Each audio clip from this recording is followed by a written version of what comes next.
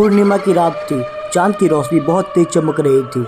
उसी बीच जंगल से एक भेड़िए की आवाज़ आती है। पास के जंगल से ही एक आदमी नशे की हालत में गाना गाता हुआ जा रहा था। चांद छुपा बादल में, शर्मा के मेरी जान।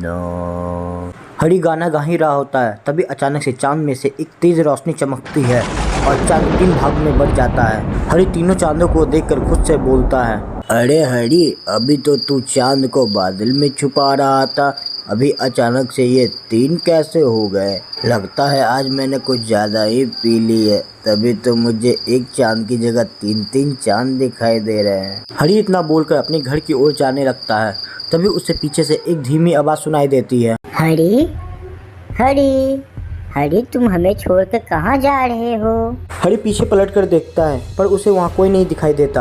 अरे यार, ये कैसी आवाज़ें आ रही है? पीछे तो कोई भी नहीं है, कोई होता तो मुझे ज़रूर दिखाई देता। लगता है आज मैंने कुछ ज़्यादा ही पी ली है। इतना बोलकर हरी फिर से आगे की ओर जाने लगता है। हरी, हरी, तुम मुझे छोड़ के कैसे जा सकते हो?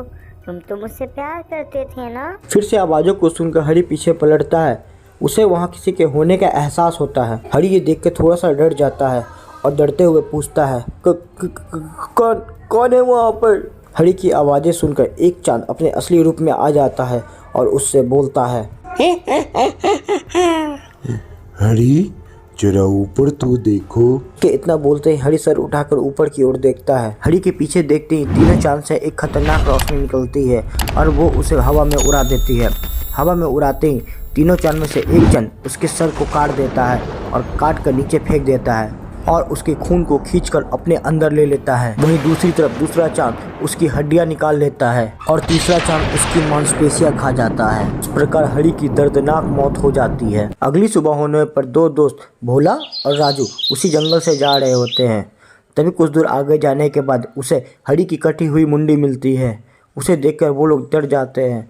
तभी राजू बोलता है, अरे भोला भैया, ये देखो, ये तो हरी की मुंडी लग रही है। अरे हाँ, तुम सही बोल रहे हो, लेकिन हरी को इतनी भयानक मौत किसने दी होगी? देखो तो, इसका तो शरीर है ही नहीं, इसका तो केवल सर नजर आ रहा है। अरे भैया चलो चलो, इससे पहले कि कोई हमें देख ले और सारा इल्जाम हमारे ऊपर आ जाए, इससे पहले हमें यहाँ से भाग जाना चाहिए। इतना कहकर वो दोनों वहाँ से भाग जाते हैं और इसी तरह कई महीने बीत जाते हैं और एक बार फिर से पूर्णिमा की रात आ जाती है। तो फिर से उस भेड़िए की आवाज आती है और एक चांद में से 2 चांद अलग हो जाते हैं और तीनों चांद हंसते हुए एक दूसरे से बात करते हुए बोलते हैं, अरे बहन, आज फिर से पूर्णिमा की रात है। आज फिर हम इंसानों को मार कर खाएंगे और अपनी शक्तियाँ बढ़ाएंगे और अपनी मौत का बदला भी लेंगे। हाँ बहन, तुम सही बोल रही हो, हमें तो अपनी मौत का बदला लेना ही है। अरे बहनों, देखो तो, इस रास्ते से एक आदमी जा रहा है। हमारा शिकार हमारे पास आ गया है, इसलिए हमें अपनी बातें छोड़कर हमारे शिकार के ऊपर ध्यान देना चाहिए। इतना कहकर वो चांद चुड़ैल उस आदमी को भी एक दर्दनाक मौत दे देती है और इसी प्रकार हर पूर्णिमा की रात को उस गांव में किसी न किसी की मौत होनी निश्चित हो गई। कभी 1 लाश मिलती, तो कभी 2, तो कभी 3। ये सब देखकर गांव का मुखिया बहुत ही चिंता में पड़ जाता है और गांव वाले से बोलता है, गांव वालों, हमारे गांव में हर पूर्णिमा की रात को किसी न किसी की लाशें दिखाई देती है। आज फिर पूर्णिमा की रात है, हमें ये पता लगाना ही होगा आखिर ये कौन कर रहा है। लेकिन मुखिया जी, ये कैसे हो सकता है? गांव के आखिरी छोर पर एक तांत्रिक बाबा रहते हैं जिन्हें मैं जानता हूँ। हम उनके पास जाते हैं और उन्हें अपने गांव का हाल बताते हैं, वो हमारी मदद जरूर करेंगे। इतना कहकर मुखिया जी और गांव के कुछ लोग तांत्रिक बाबा के पास जाने लगते हैं। कुछ देर के बाद वहां पहुंचकर वो लोग उस तांत्रिक बाबा को अपने गांव में घट रही घटना के बारे में सब कुछ बताते हैं। उनकी बातें सुनकर तांत्रिक बाबा ध्यान लगाते हैं और उन्हें पता चलता है कि वहाँ पर 3 चुड़ैल है जो कि बहुत ही शक्तिशाली है और तांत्रिक सारी बातें गाँव वालों से बोलता है। ये कोई एक चुड़ैल नहीं बल्कि 3 चुड़ैल है।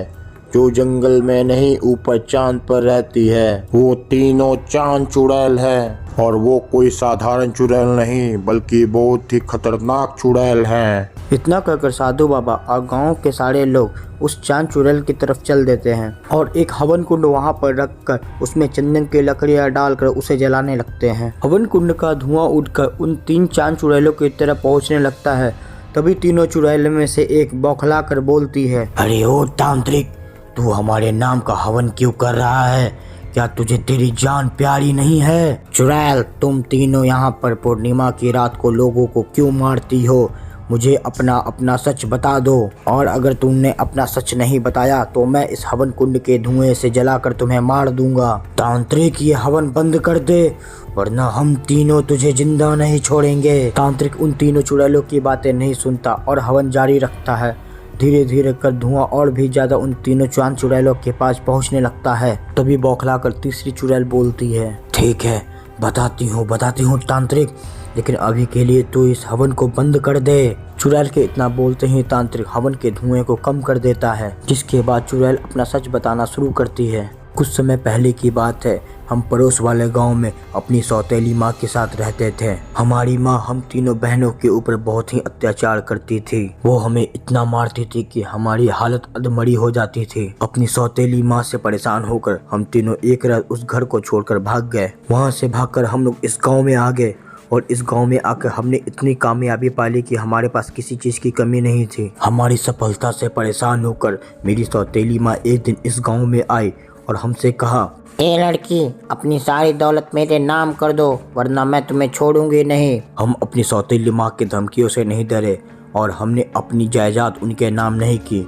फिर एक दिन पूर्णिमा की रात को ही इस चांद के नीचे उन्होंने कुछ गुंडे द्वारा हमें मरवा दिया। तभी से हम तीनों बहनों की आत्मा इस चांद चुड़ैल में तब्दील हो गई और तभी से हम तीनों बहनें हर पूर्णिमा की रात को यहाँ आते हैं और लोगों को मारकर अपनी शक्तियाँ बढ़ाते हैं।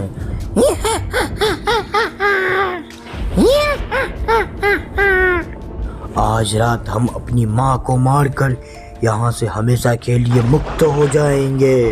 ये सब सुनकर तांत्रिक चुड़ैलों से बोलता है, चुड़ैलो, मैं तुम पे कैसे भरोसा करूं कि तू अपनी सौतेली माँ को मारकर यहाँ से चली जाएगी। तूने पहले ही कितने लोगों को मार दिया है। तांत्रिक, तुझे पता है आत्माएं झूठ नहीं बोला करती। हम अपनी सौतेली माँ को मारकर सदा के लिए तुझे और इस गांव को छोड़कर हमेशा के लिए चले जाएंगे, लेकिन उससे पहले हम अपनी माँ को मारेंगे और इसमें तू मेरा साथ देगा। तांत्रिक उसकी बातों से सहमत होता है और गांव के कुछ लोग उसकी माँ को बहला फुसलाकर वहां पर ले आते हैं। उसके बाद वो तीनों चांद चुड़ैल अपनी शक्तियों से अपनी सौतेली माँ को भयानक मौत दे देती है और हंसते हुए वहां से चली जाती है।